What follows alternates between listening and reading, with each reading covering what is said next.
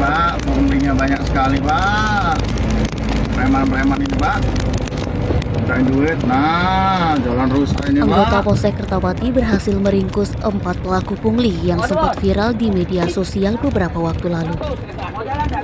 4 preman pelaku pemalakan di Jalan Sriwijaya Raya, tepatnya depan Karya Jaya tersebut masing-masing Bambang 32 tahun, warga Jalan Sriwijaya Raya Kertapati, dan Brihardian 19 tahun, warga Pal 9 Kabupaten Ogan Ilir, Pian 22 tahun, warga Jalan Mataram Kecamatan Kertapati Palembang, dan Hasik 18 tahun, warga Pal 9. Dari keempat pelaku, polisi turut mengamankan barang bukti rompi petugas parkir yang dipakai seorang pelaku serta uang puluhan ribu rupiah.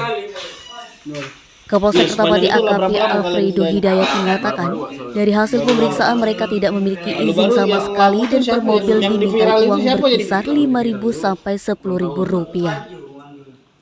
Waktu yang video viral itu kau ada di situ? Dekati Pak. Dekati Dekati di situ. Kami kan bukannya sengaja. Denny, Sumeko TV melaporkan.